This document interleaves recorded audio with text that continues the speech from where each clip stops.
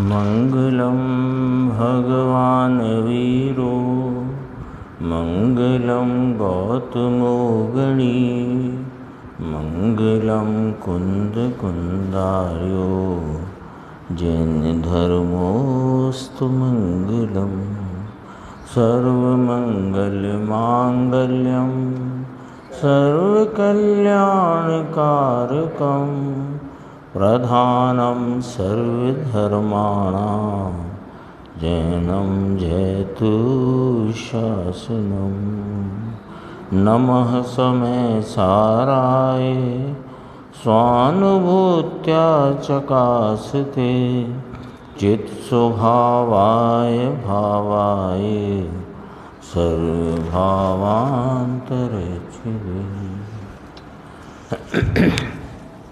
क्रमबद्ध पर्याय के विषय पर जो अपनी ये संकलित पुस्तक है, इसमें गुरुदेव श्री का नियमसार ग्रंथ के क्रम में क्रमबद्ध के संबंध में ही प्रवचन आया है।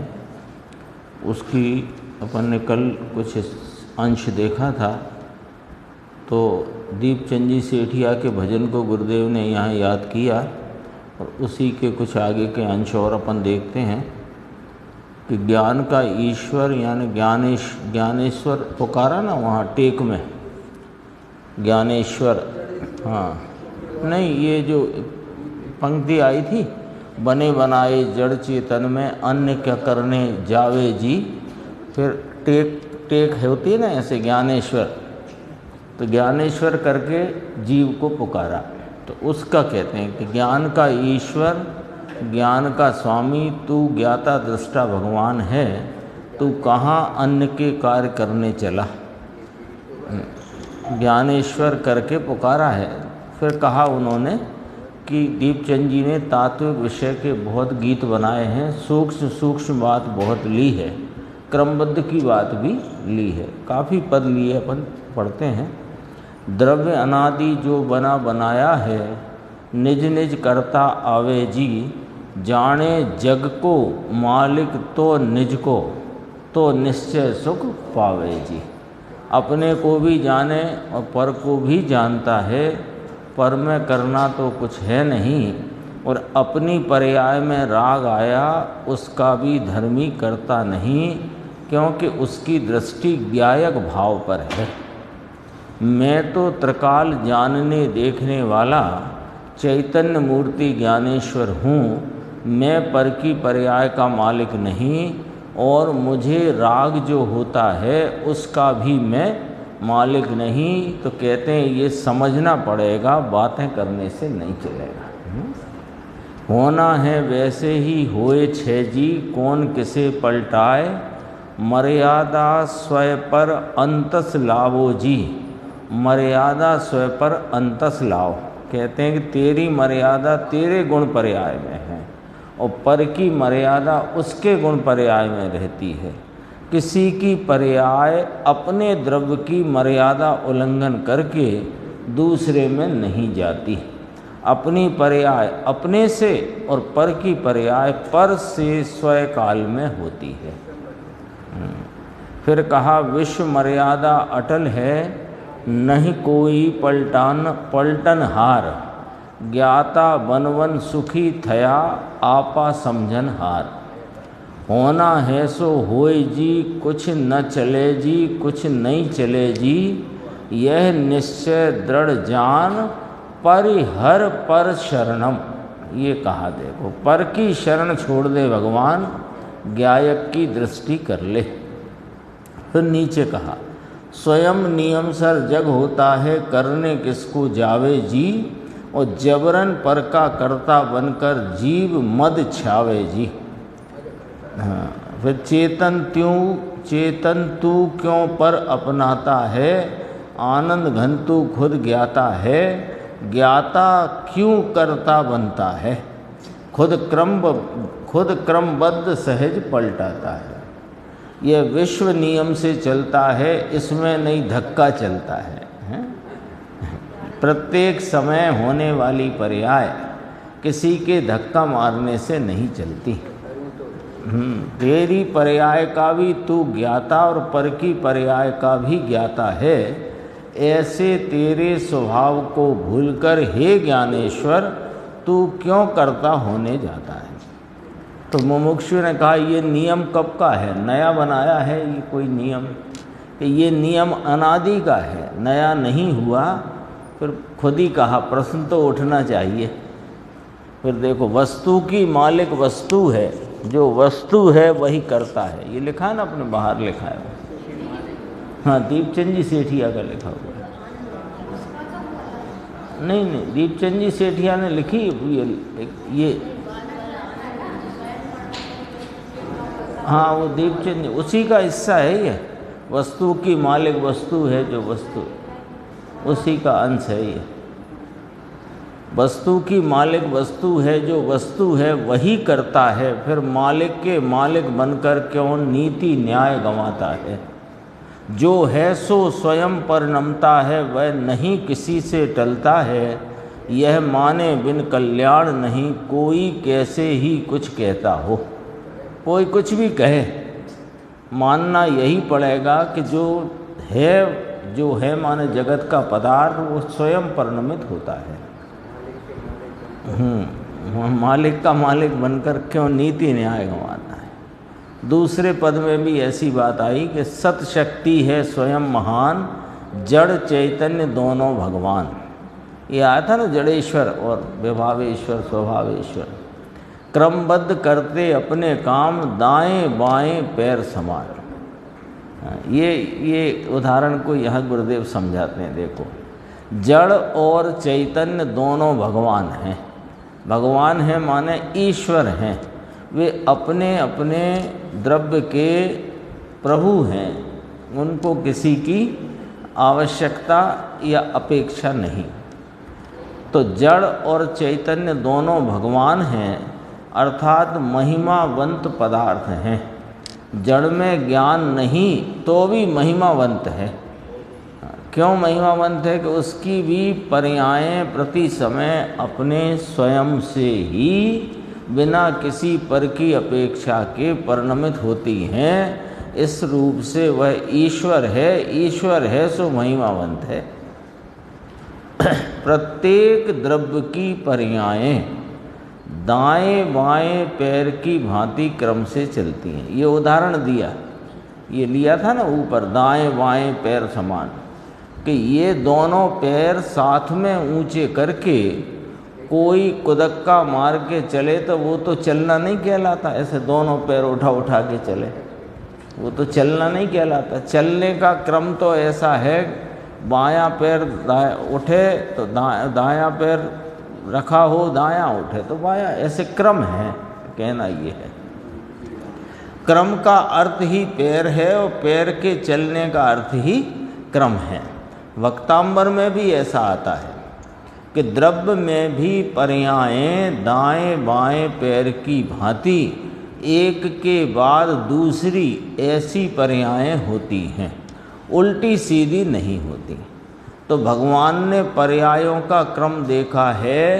ये बात एक और रखो तो भी, अभी देखो, पहले एक तो क्रमवर्तीपना बताया दाएं बाएं पैर की उदाहरण से।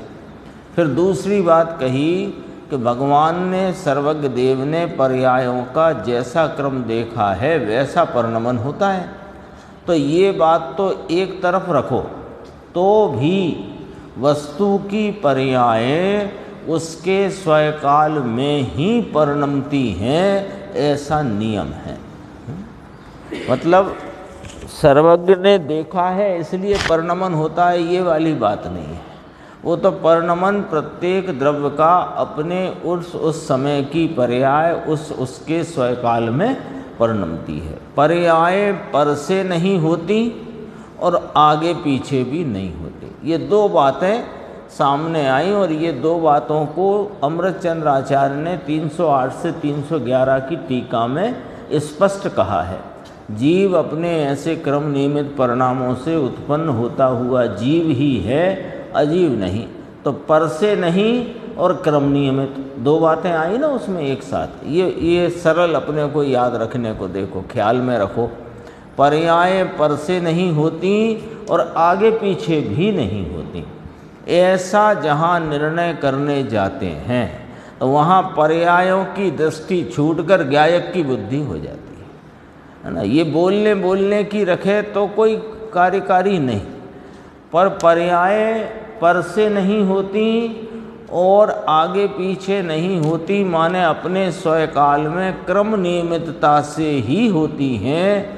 ऐसा जो निर्णय करने जाए तो पर्यायों की दृष्टि छूटकर ज्ञायक की बुद्धि अकर्ता स्वभाव की दृष्टि हो जाती है। यही क्रमबद्ध पर्याय के सिद्धांत का फल है और क्रमबद्ध पर्याय के सिद्धांत को बताने की जरूरत भी इसीलिए है, प्रयोजन ही ये है ज्ञाता बुद्धि के लिए। देखो, मैं ज्ञायक हूँ, जानने देखने वाला हूँ, ऐसी दृष्टि होते ही वह जीव कर्ता हो गया। किसका? स्वभाव का। जो पर का कर्ता बनता था वो बुद्धि छूट गई तो कर्ता हुआ किसका? स्वभाव का, जानने का। स्वभाव का नाम स्वभाव पर्याय का, और अकर्ता हो गया किसका? कि विभाव का और पर का। कितना सीधी बात। अभी तक अनादि से ये परिभ्रमण करता संसार में आया तो किस बुद्धि से, किस भ्रांति से कि अपने को राग आदि का और पर का कर्ता मानता हुआ।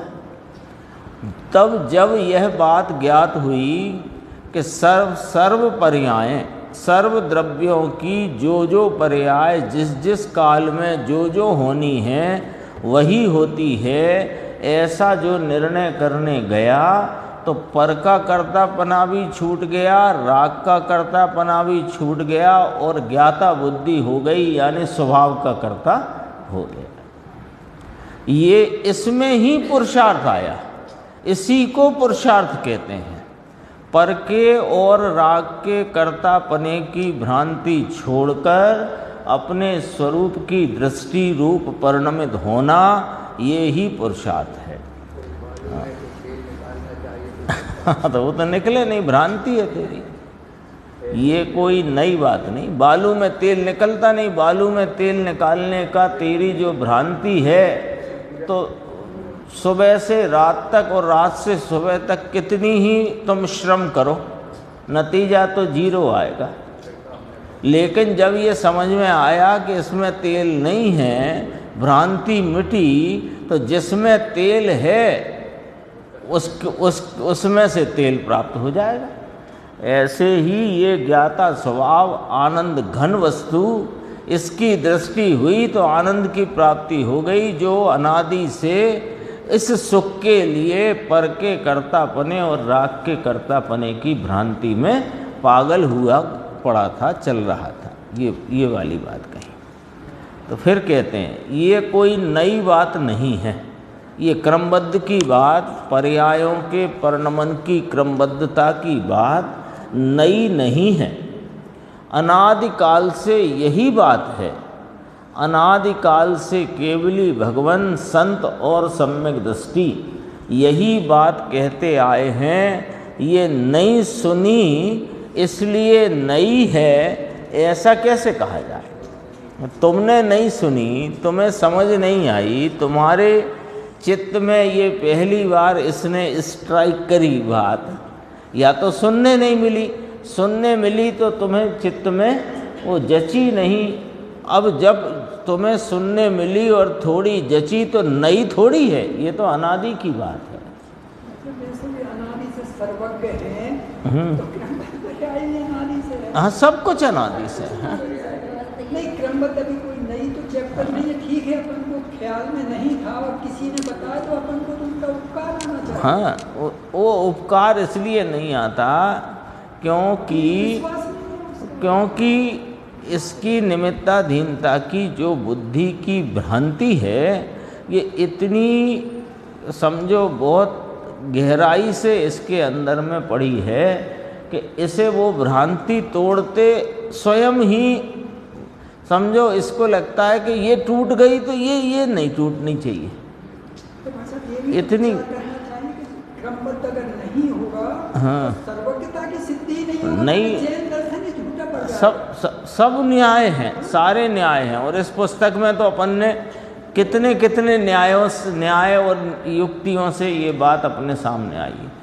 कल अपन ने वो अक्रम वाला एक न्याय आया, बहुत इसमें बहुत इस वाले प्रवचन में बहुत न्याय आए और कुछ नए न्याय भी आए जो अभी चलते आए, उन न्यायों के अतिरिक्त भी, और बहुत तरह से बात सिद्ध करी। अभी देखो इसमें और एक बात कहते हैं कि भगवान आत्मा और अन्य अनंत पदार्थ अपनी पर्याय के स्वयं काल से परिणमते हैं, आगे पीछे नहीं परिणमते और पूर्व के कारण से नहीं परिणमते। अब ये बात को यहाँ उठाया देखो, भगवान आत्मा यानी कि मैं, तो मैं स्वयं और मेरे अतिरिक्त जगत के अन्य अनंत चेतन अचेतन पदार्थ, वे सब अपनी पर्याय के स्वयं काल से परिणमते हैं। उनकी जो पर्याय जिस काल में होनी है वो पर्याय भाव से वे उस काल में परिणमित होते हैं, आगे पीछे नहीं परिणमते। एक बात स्वयं काल आया ना, तो स्वयं काल ने क्या बात कही कि आगे पीछे नहीं परिणमते। एक दूसरी बात, पूर्व के परिणाम के कारण से नहीं परिणमते, कि पूर्व का परिणाम ऐसा है तो उसकी परंपरा लेकर के अगले परिणाम में वो भाव के कारण से अगला भाव हो, ऐसा भी नहीं है। तो फिर इससे क्या नक्की हुआ कि बस उसका क्रम निश्चित हो गया। प्रत्येक द्रव्य के में भगवान आत्मा माने स्वयं और अन्य अनंत पदार्थ माने पर में समस्त चेतन अचेतन पदार्थ आ गए। वे सब अपने अपने वर्तमान भाव में अपनी पर्याय में उस पर्याय के स्वयं काल से परिणमते हैं। तो आगे पीछे नहीं परिणमते, पूर्व के पर्याय के कारण से नहीं परिणमते, तो क्रम निश्चित हो गया। अब केवल ज्ञानी ने भी ऐसा जाना है और ऐसा कहा है। उन्होंने भी जगत के सर्व पदार्थों के तीन काल की पर्यायें उनके उस समय के अपने अपने स्वयं काल में होती हैं, ऐसा जाना है, देखा है और कहा है। उसे उल्लंघन करके कोई द्रव्य की पर्याय नहीं होती। सर्वज्ञ का उल्लंघन नहीं, सर्वज्ञ ने जैसा जाना देखा है वैसा ही जगत में वस्तु का स्वरूप है, तो उस वस्तु के स्वरूप का उल्लंघन करके कोई द्रव्य की पर्याय नहीं होती। शास्त्र में ऐसा नियम है कि लोकालोक है वह केवली के ज्ञान में निमित्त है, वह तो ठीक, परंतु कोई ऐसा कहे कि ज्ञान लोकालोक में निमित्त नहीं, तो वह बात मिथ्या है। देखो अरस परस निमित्त नैमित्तिक है। लोकालोक में उनका ज्ञान कैसे निमित्त है कि लोकालोक में रहे हुए सर्व पदार्थ अपने अपने भाव से परिणम रहे हैं, उनके परिणमन को बताने वाला केवल ज्ञान है। इस अपेक्षा से लोकालोक को केवल ज्ञान निमित्त और उनके ज्ञान को के लोकालोक निमित्त अरस परस कहा।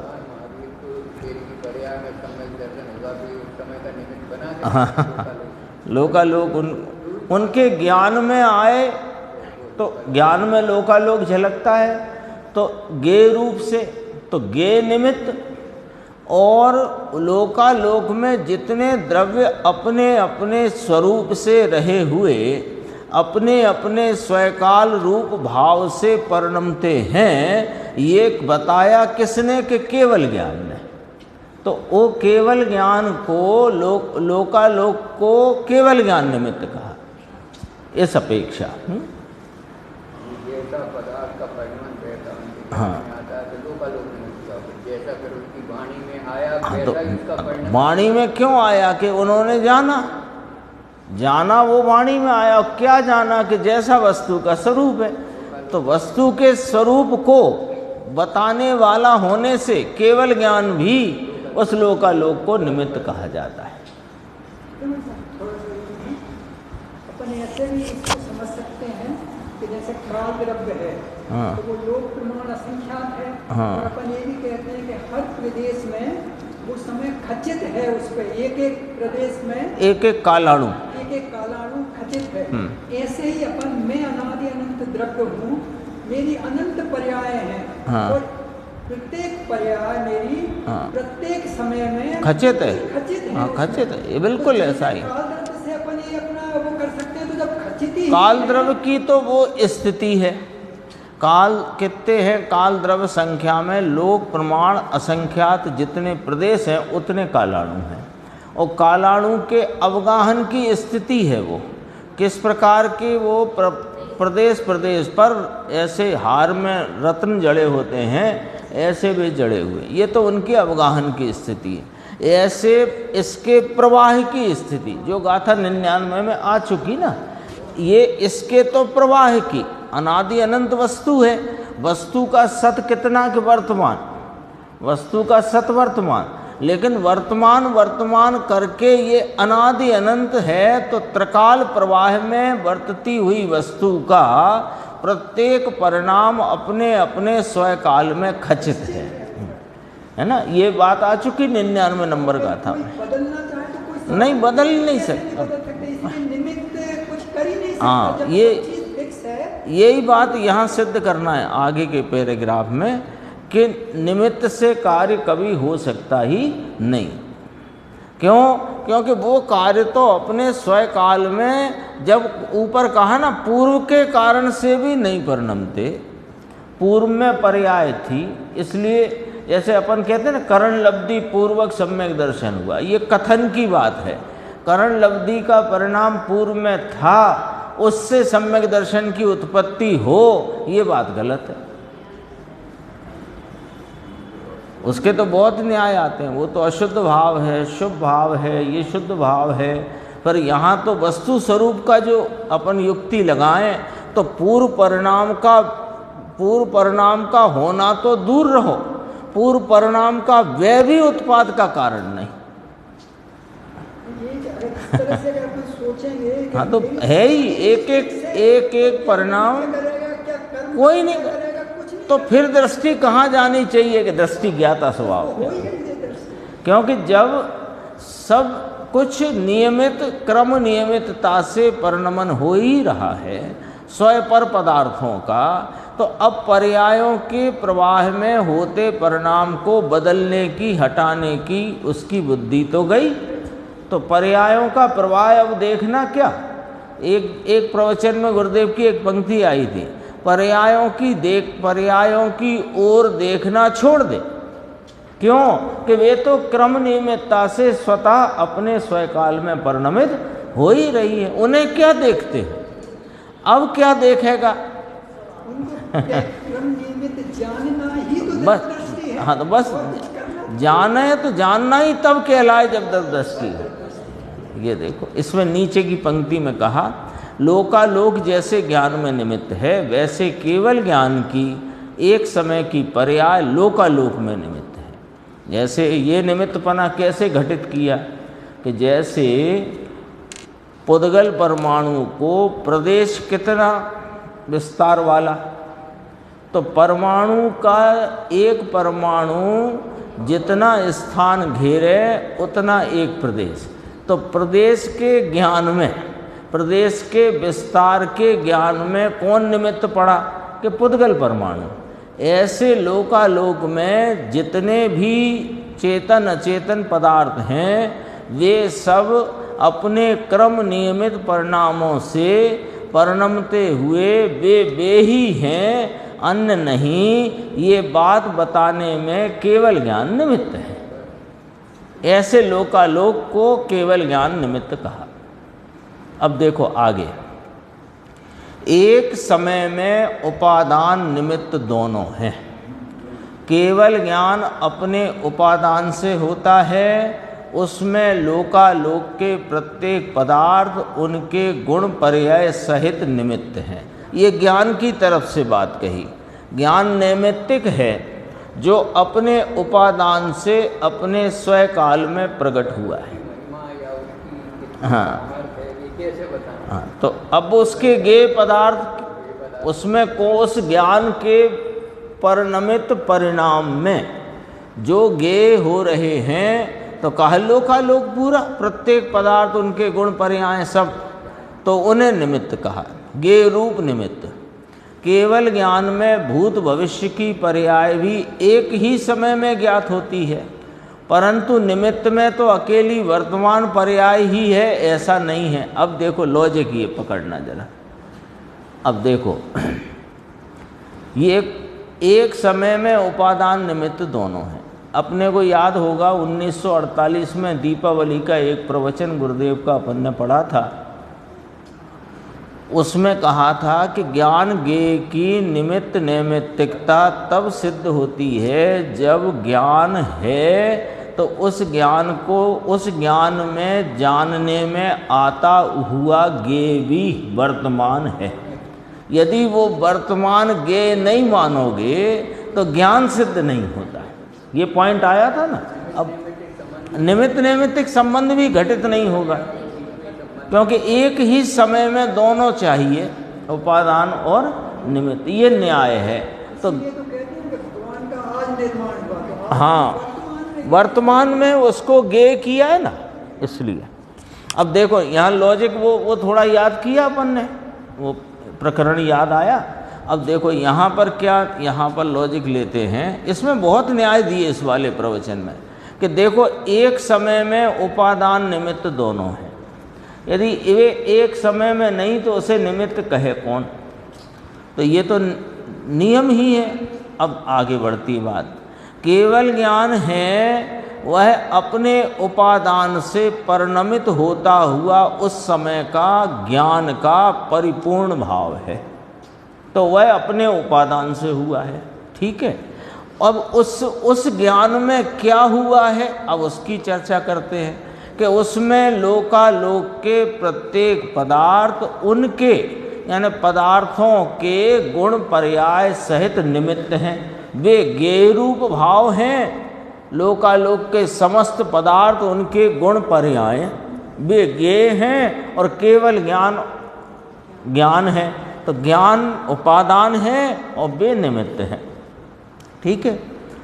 अब कहते हैं कि उस केवल ज्ञान में उन पदार्थों की जो ज्ञेय रूप निमित्त हैं उनकी भूत भविष्य की पर्याय भी एक ही समय में ज्ञात होती है, होती है ना। केवल ज्ञान में ये तो अपन जानते हैं, तो एक ही समय में ज्ञात होती है।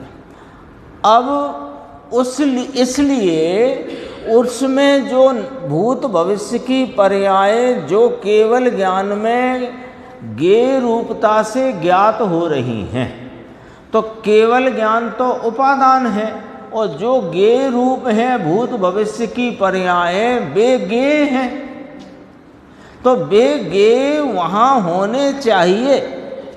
यदि वे वहाँ नहीं तो फिर उनके ज्ञान में वे ज्ञात होएं, ऐसा निमित्त नैमित्तिक बना कैसे घटित होगा?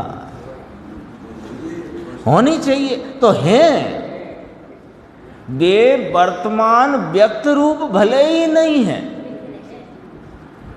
भूत जैसे एक पदार्थ लो, जैसे ये एक पदार्थ है, इसकी भूत भविष्य की पर्याय जैसे ये भूत की थी और ये भविष्य की होए, तो ये पर्याय भले यहाँ नहीं है, लेकिन इस उंगली के इस द्रव्य के में के दोनों तीनों यानी भूत की, वर्तमान की और भविष्य की सब पर्याय यदि ज्ञान में ज्ञात हो रही हैं तो इस उंगली में वे पर्याय होनी चाहिए। भले वे पर्याय रूप से न हो, योग्यता रूप से हो, तो योग्यता तो है ना।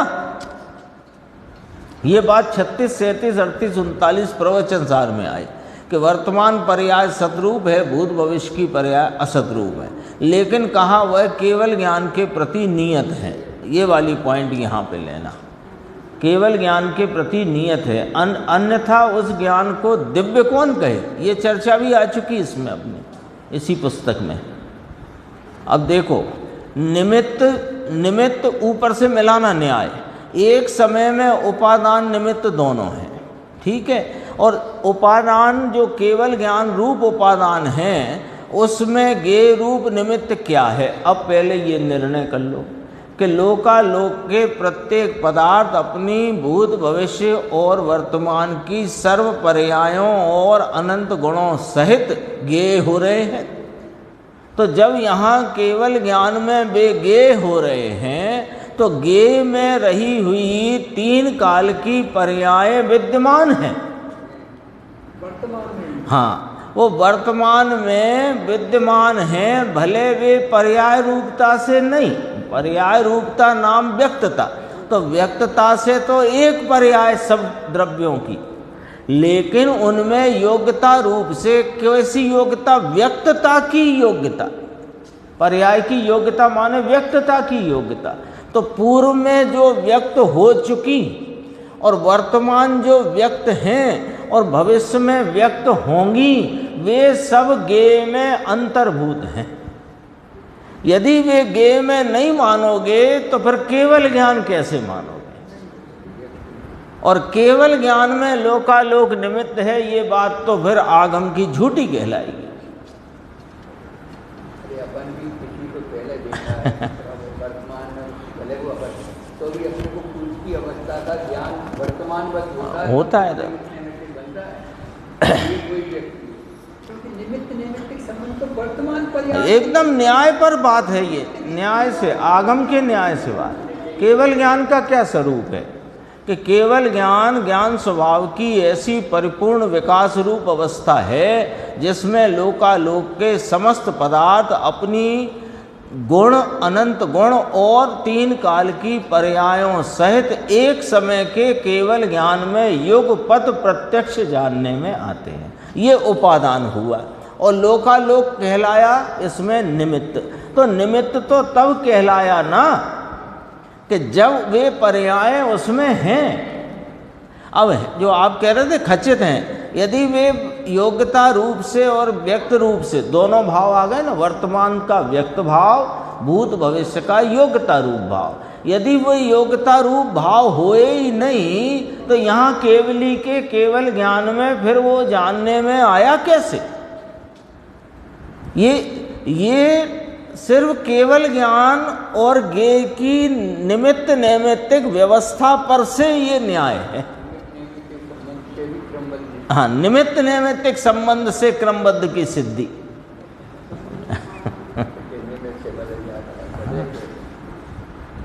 कितने न्याय गुरुदेव श्री ने पूरे, ये समझो वो तो समय समय पर जब जब चर्चा आई तब तब उनने प्रस्तुत किए और अपने सामने एक साथ संकलित होकर के वो सब पूरा विषय आ गया। देखो, निमित्त में तो अकेली वर्तमान पर्याय ही है ऐसा नहीं है, भूत भविष्य की पर्याय प्रकट रूप नहीं है और वर्तमान पर्याय प्रकट रूप है, परंतु पूरा द्रव्य निमित्त है। एक दिन आई थी चर्चा, याद होगी आप लोगों को, कि वो द्रव्य समग्र पने उनके ज्ञान का विषय बनता है, समग्र रीति से। तो समग्र द्रव्य में उसकी भूत भविष्य की पर्यायों की योग्यता और वर्तमान पर्याय की व्यक्तता, वह सब कुछ उस केवल ज्ञान के प्रति नियत है, इसलिए उस ज्ञान को दिव्य ज्ञान कहा।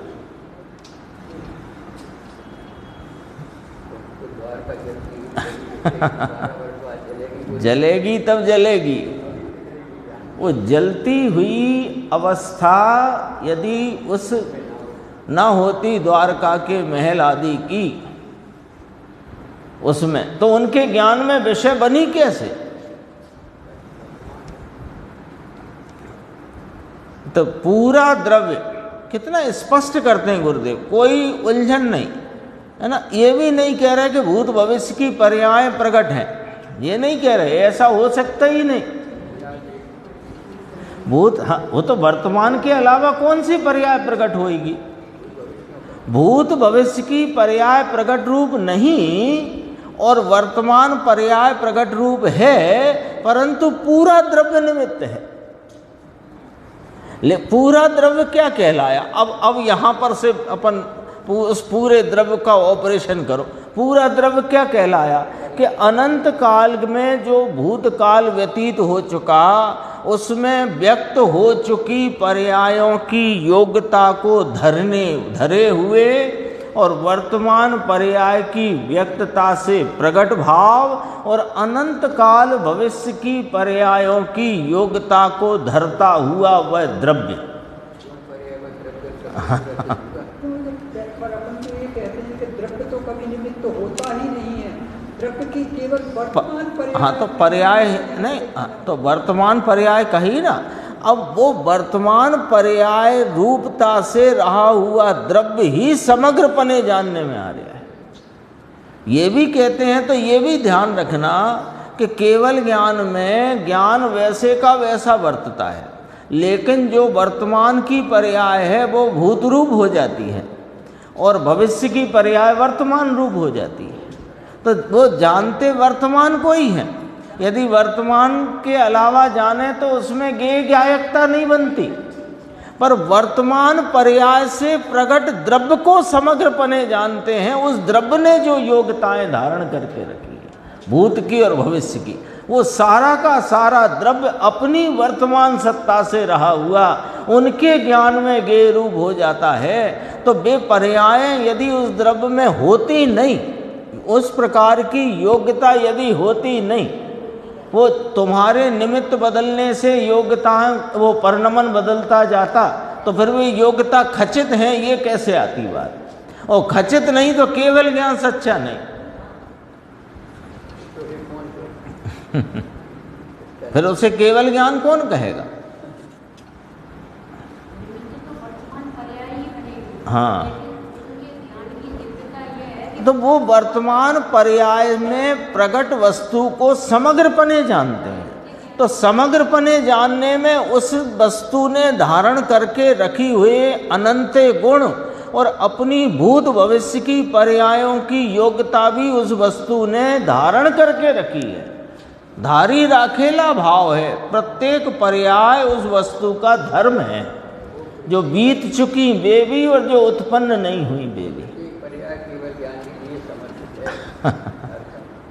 नियत कहा उसको, नियत कहा। वो भूत भविष्य की पर्याय केवल ज्ञान के प्रति नियत हैं। नियत कैसे हैं कि वर्तमान सतरूप से रहे हुए द्रव्य की, क्योंकि वहाँ प्रश्न उठाया प्रवचन सार में कि असत का ज्ञान कैसे हो जाएगा, और जो विनष्ट और अनुत्पन्न पर्याय हैं वे तो असत रूप हैं।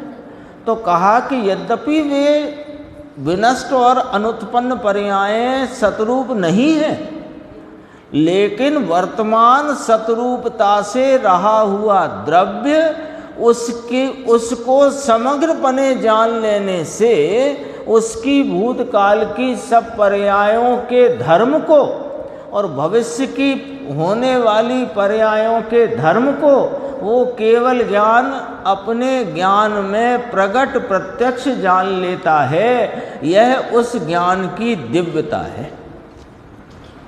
ये बात आई है उसमें प्रवचन सार। देखो इसमें सब आ जाता है, किसमें कि भूत भविष्य की पर्याय प्रकट रूप नहीं और वर्तमान पर्याय प्रकट रूप है, परंतु पूरा द्रव्य निमित्त है। इसमें सब आ गया। उपादान में जैसे पूरा वैसे निमित्त में भी पूरा। उपादान में पूरा है ना, अनंत गुण स्वरूप भगवान आत्मा, यह अपने अनंत चतुष्टय भाव से ज्ञान दर्शन की भी परिपूर्णता, आनंद की परिपूर्णता, वीर की परिपूर्णता, ऐसे अनंत गुणों की परिपूर्णता से वर्तता ये पूरा। तो इसका ज्ञान पूरा, उपादान में ज्ञान लो तो केवल ज्ञान पूरा, और इसका निमित्त पूरा लोकालोक वो भी पूरा नाम अपने तीन काल की पर्यायों को धरता हुआ पूरा। निमित्त भी पूरा। भविष्य में पर्याय होगी तब निमित्त होगा ऐसा नहीं। ऐसा मानोगे तो फिर केवल ज्ञान में वह लोकालोक जानने में आया, ये फिर कैसे बात सिद्ध होगी? सूक्ष्म बात आ गई है। गुरुदेव कहते हम तो ये प्रवचन सार में से ये बात बहुत वर्षों से कहते हैं कि द्रव्य गुण में सभी पर्याय की शक्तियाँ पड़ी हैं। शक्तियाँ नाम योग्यता, शक्ति तो गुण से ही कहा, पर्याय की शक्ति माने वो पर्याय रूप होने की शक्ति, योग्यता।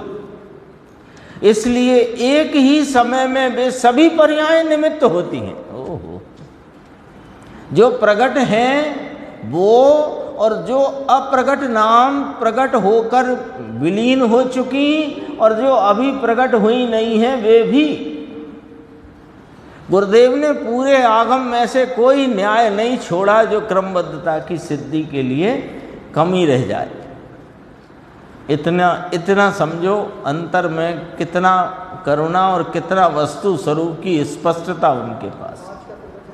हाँ देखो, कल भी अपूर्व न्याय आए थे, कल भी अपन ने देखे थे। इसमें अक्रम वगैरह का है, वही वाला है, उसी का।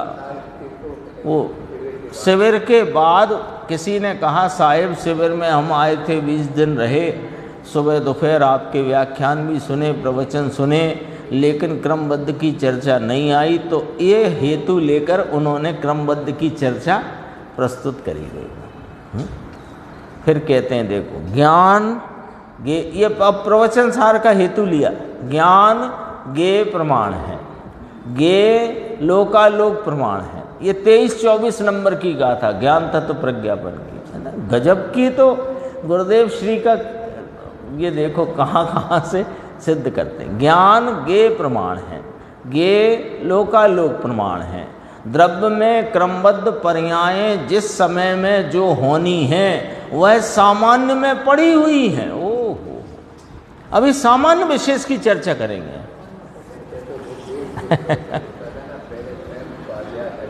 हाँ, ये तो अंदर से चल रहा है। वो चलते विषय को तो पढ़ के भी आते थे और सभा में पहले आके बैठते थे, 10-15 मिनट 12 मिनट पहले आते थे और बैठ जाते थे। और जब घड़ी का टाइम होता था तब मंगलाचरण प्रारंभ करते, इसके पहले पढ़ते थे बैठ के। और जो श्रोता आके बैठ जाते थे वे भी अपने पढ़ें या बैठें शांति से। 15 मिनट पहले तो भर जाता था परमागम मंदिर, जगह नहीं। देखो, ज्ञान गे प्रमाण है, गे लोकालोक प्रमाण है। अब जरा ध्यान से सुनना है। द्रव्य में क्रमबद्ध पर्यायें, क्योंकि पर्यायें जो द्रव्य में हो चुकी हैं, हो रही हैं, होंगी, वे सब क्रम नियमित हैं। तो वे क्रम नियमित क्रमबद्ध पर्यायें यानी जिस समय में जो होनी है वह सामान्य में पड़ी है, सामान्य में पड़ी है। अब सामान्य क्या और विशेष क्या? कि जो द्रव्य है वो सामान्य है और उसका एक एक समय का व्यक्त भाव है वो विशेष है। सामान्य माने पूरा द्रव्य, हाँ, विशेष माने केवल एक समय की व्यक्तता, उसका विशेष।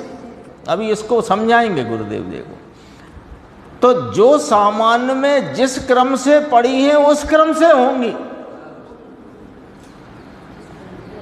ये एकदम क्रीम प्रवचन है पूरे क्रमबद्धता वाले विषय का। देखो, ऐसा केवल ज्ञान में पूर्ण ज्ञात होता है, आगे पीछे या कुछ भी फेर फार के बिना होंगी, ऐसा केवल ज्ञान में ज्ञात होता है। वो मारीची भले भरत का पुत्र है, अपना ही नाती है, अब ये इसको बुरी लग जाएगी, हम कहेंगे कि तुम अंतिम तीर्थंकर होगे, तो लगी तो लगा करे, वो बुरी लगेगी ये भी ज्ञात है, और होगा जब वो भी ज्ञात है, और पाखंड चलाएगा ये भी ज्ञात है, और निगोद में जाएगा ये भी ज्ञात है, और फिर सिंह की पर्याय में अपने स्वरूप का भान होगा ये भी ज्ञात है। हैं? राग तो है ही नहीं, वहाँ राग का क्या काम है। वो तो एक अपन बात बताते हैं, कहने की बात है, वो सब जिस क्रम में होनी है उस क्रम में होती होंगी, ये उनके ज्ञान में तब ही झलकता है जब मारीच बैठा है या मारीच मारीच रूप से है वो जीव। ऐसा केवल ज्ञान में ये हो गया, ऐसा निर्णय करने वाले को। अब जिसको इस बात का निर्णय यथार्थ और दृढ़ हो जाए कि प्रत्येक द्रव्य का प्रत्येक परिणाम अपने क्रम नियमित स्वरूपता से अपने उस समय में उस रूप से होगा, तो पर में कुछ करूं ऐसी कर्ता बुद्धि उड़ जाती है। क्यों रहेगी फिर कर्ता बुद्धि? जब निर्णय हो गया, जो होना है वो क्रम नियमितता से अपने स्वकाल में उस रूप से होता है जिस रूप से होना है। तो पर में कुछ करूं ऐसी कर्ता बुद्धि उड़ जाती है, और मेरी पर्याय में राग करूं ऐसी बुद्धि भी छूट जाती है। ये तो ठीक, अभी और अगली बात कहते हैं, परंतु स्वभाव की पर्याय करूं ऐसा विकल्प भी उड़ जाता है। हाँ, मैं संवर प्रकट करूं, सम्यक दर्शन प्रकट करूं, तो मुझे सम्यक दर्शन प्रकट करना है तो क्रमबद्ध का निर्णय करूं, ये भी उड़ गया। क्रमबद्धता पदार्थ का स्वरूप है, ऐसा निर्णय होने से बस उस निर्णय होते ही दृष्टि पर से छूटकर, राग से छूटकर, एक समय की पर्याय पर से भी छूटकर ज्ञाता स्वभाव पर आती है। मुमुक्षु ने कहा कि तो हमारा तो जो होना होगा वह होगा ना, कि होने वाला होगा वह होगा, ऐसा निर्णय किसने किया? तुम उधार बुद्धि से ये जितनी बात करते हो उसको गुरुदेव तुरंत ही उसका पर्दाफाश कर देते हैं। होने वाला होगा वह होगा, ऐसा निर्णय किसने किया? पर्याय में निर्णय हुआ, परंतु लक्ष्य किसका होता है? पर्याय में इस बात का निर्णय हुआ पदार्थों के क्रम नियमित परिणमन की व्यवस्था का। जब निर्णय हुआ तो वो पर्याय में हुआ है निर्णय, लेकिन लक्ष्य पर्याय का है कि द्रव्य का है? यदि पर्याय का लक्ष्य है तो निर्णय नहीं हुआ, और द्रव्य का लक्ष्य है तो निर्णय हुआ। तो फिर तुम्हें जो होना होगा वो होगा, ये तुम्हारा प्रश्न ही खत्म हो जाता है। फिर तो तुम्हें निर्णय ही हो गया ना कि जो होना होगा वो होगा, प्रश्न ना रहा। प्रश्न कब तक है? कि जब तक तुम पर जवाब नहीं, निर्णय नहीं। पर्याय में निर्णय हुआ, परंतु उसमें लक्ष्य किसका होता है? द्रव्य के लक्ष्य से ही क्रमबद्ध पर्याय का निर्णय होता है। विषय बहुत सूक्ष्म है। द्रव्य गुण तो है ही। अब देखो जरा, यहाँ से बात एकदम गजब की आती है। द्रव्य गुण तो है ही, होना, परिणमना, पलटना, बदलना, ये सब पर्याय में है। द्रव्य गुण तो अपने त्रैकालिक ध्रुव स्वरूपता से है ही। अब जो होना, परिणमना, पलटना, बदलना, ये सब पर्याय में है। अब जो पर्याय में है, होना, परिणमना, पलटना, बदलना, ये जो पर्याय होने वाली है वह द्रव्य से होती है, तो पर से नहीं होती, ये बात खड़ी हो गई। वो द्रव्य से होती है, परंतु उसके स्वयं काल में होती है। द्रव्य गुण को तो करना नहीं है, वे तो हैं ही। वे तो अपने ध्रुव रूपता से, उसे तो आगम अध्यात्म में कूटस्थ भी कहा।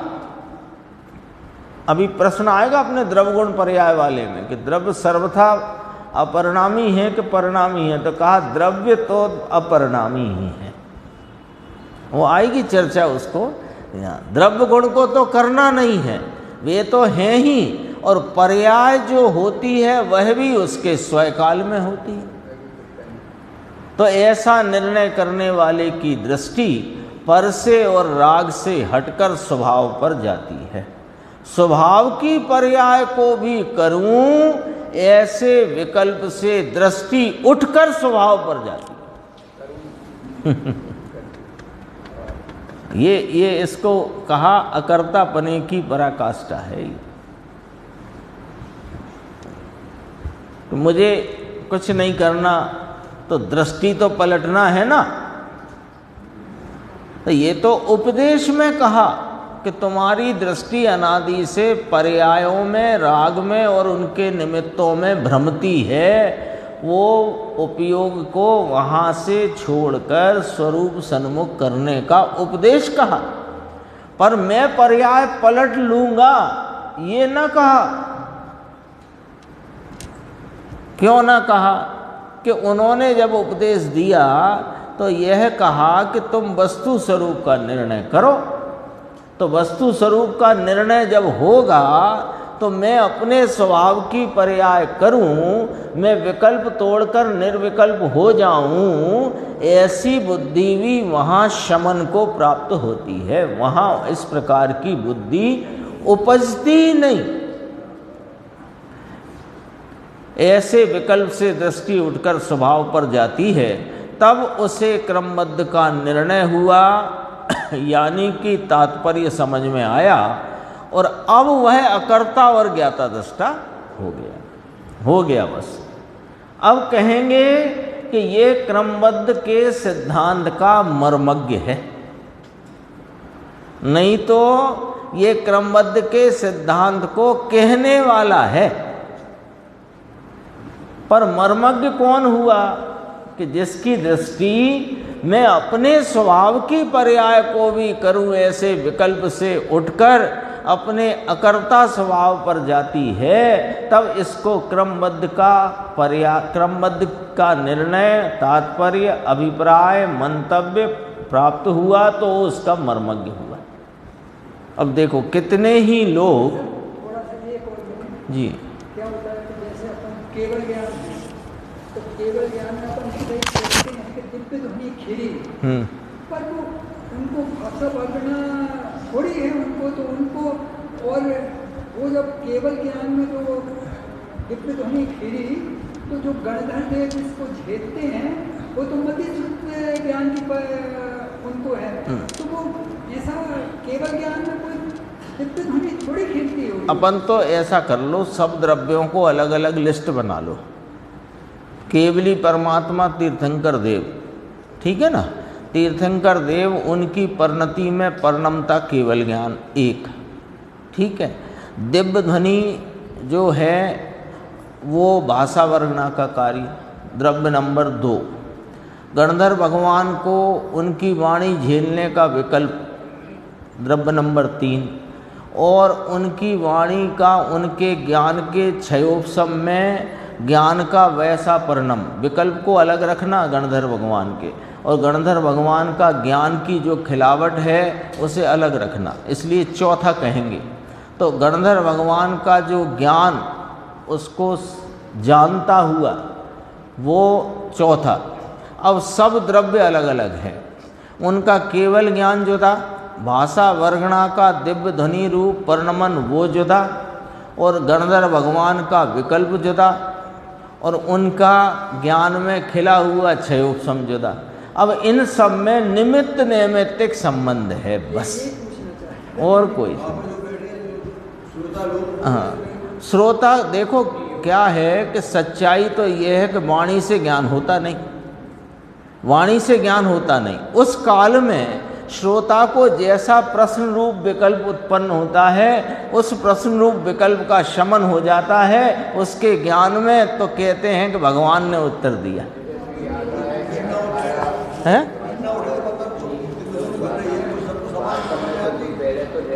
हाँ आती है उनको, वो उसकी भाषाएं अनेक हैं, कितनी हैं वो सब लिस्ट।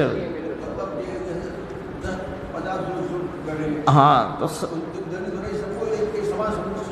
शब्द तो है ही नहीं ना उसमें, शब्द है ही नहीं, ओमकार रूप है, निरक्षरी है। तो खेल रही है उस समय उनके ज्ञान के क्षयोपशम की, जितने श्रोता हैं उनके ज्ञान के क्षयोपशम अनुसार वह बात उनके ज्ञान में जानने रूप परिणमित हो जाती है। वहाँ प्रश्न उठा किसी के चित्त में कि यहाँ कोई ऐसा जीव विराजमान है क्या जो वो भी तीर्थंकर के योग्य होए। ऐसा किसी को विकल्प उठा, प्रश्न नहीं करा, ऐसा विकल्प उठा किसी को कि यहाँ इस पूरी सभा में क्या कोई ऐसा जीव भी है जो आपके समान तीर्थंकर होगा। तो कहा माने कि उसके ज्ञान में ये बात आ गई, विकल्प उठा तो आ गई कि ज्ञान में आया और दूसरों ज्ञान में नहीं आया। भरत चक्रवर्ती ने प्रश्न किया था भरत के ज्ञान, तो भरत के ज्ञान में आया, तो फिर भरत ने बोल दिया ना वहाँ। भरत ने बोल दिया, तो बोल दिया। क्या है जो धर्म होता है ये उसको एक अक्षरी भी कहते हैं, निरक्षरी भी कहते हैं और दूसरी भाषाओं में परिवर्तित होते भी कहते हैं, किंतु वास्तविकता तो ये है कि सब अपने अपनी समय की पर्यागत योग्यता से समझते हैं। होता है। अभी आप जो कुछ समझ रहे हो, देखो अभी जैसे यहाँ अपन स्वाध्याय चलती है, तो स्वाध्याय चलती है तो उस समय ये जो मेरा जीव है ना, यहाँ जैसे मैं जीव हूँ, तो इधर विकल्प रूप वृत्ति जुदा है, ज्ञान के क्षयोपशम का परिणमन जुदा है और भाषा वर्णा का कार्य जुदा है। अभी छद्मस्त के भी ऐसा ही है, अभी विकल्प रूप वृत्ति कुछ और चलती है और ज्ञान के क्षयोपशम की खिलावट अलग चलती है। और यहाँ अब जब वो सब जैसा विकल्प और वैसा ज्ञान और वैसी वाणी, तो अपन इसमें निमित्त नैमित्तिक संबंध कहा जाता है। अब उस समय भी हमने स्वयकाल कहा और आपने उसे और कुछ सुना, आपने परकाल सुन लिया। एक फ़ोन आया था मेरे पास अभी 2 दिन पहले कि आप जो पाप के प्रकर्ष की क्यों कह रहे हो, पाप के प्रकर्ष की क्यों कह। अब हम कह रहे हैं कि व्यवहार रत्नत्रय के पाक के प्रकर्ष की। अब उनके ज्ञान में आ रहा है पाप का प्रकर्ष, ऐसे में वाणी क्या करे। ऐसा हो जाता है।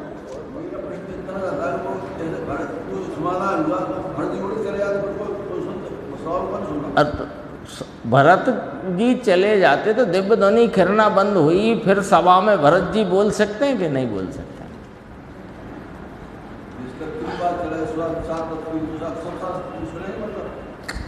सभा है, सभा में भगवान की दिव्य ध्वनि का समय पूर्ण हुआ खिरने का, वो भी अपने से ही होती है।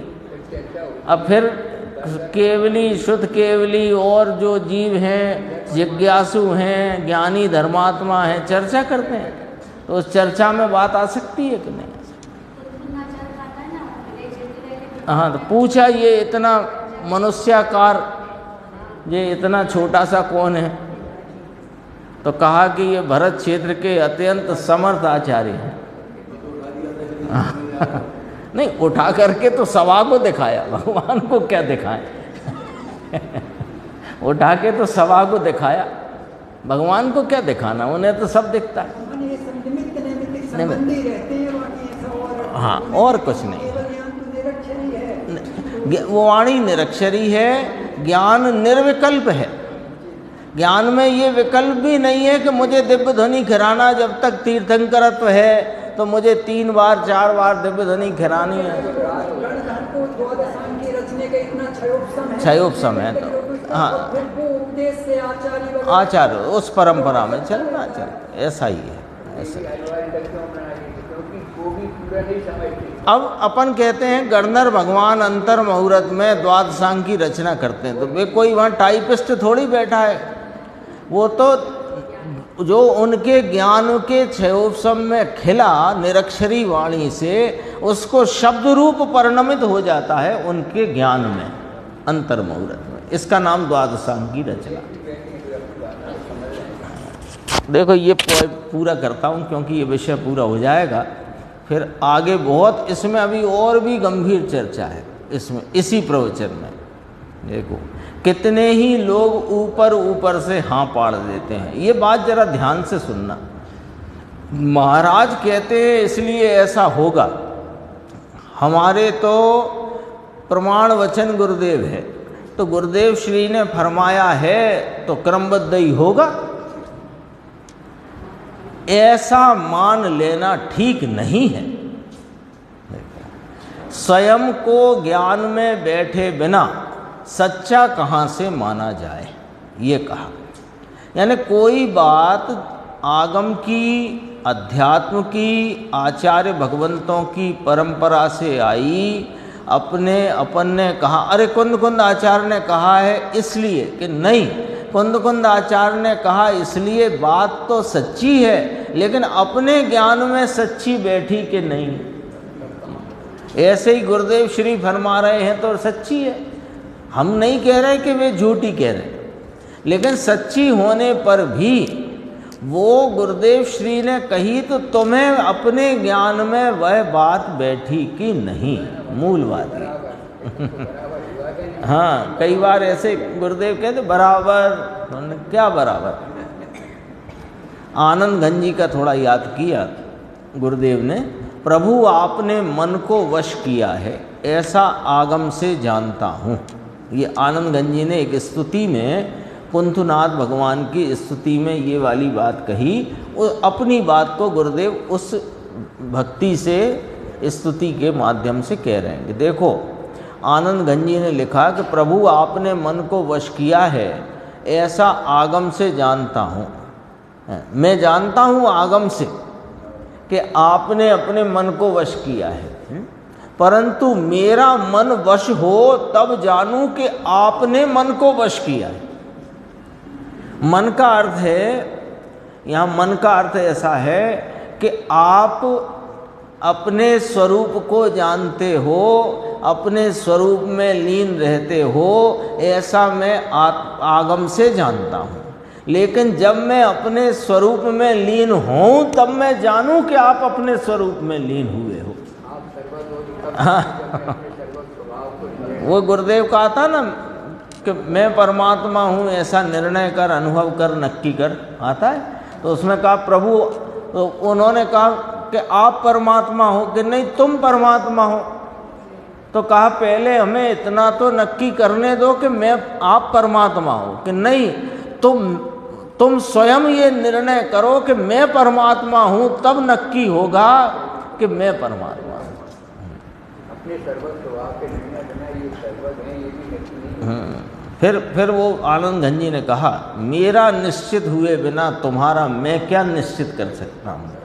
ऐसे पर की और मेरी पर्याय क्रमबद्ध होती है, उसका निर्णय स्वयं से हो तब वह सच्चा निर्णय गिना जाता है। शेष चर्चा आगे की स्वाध्याय।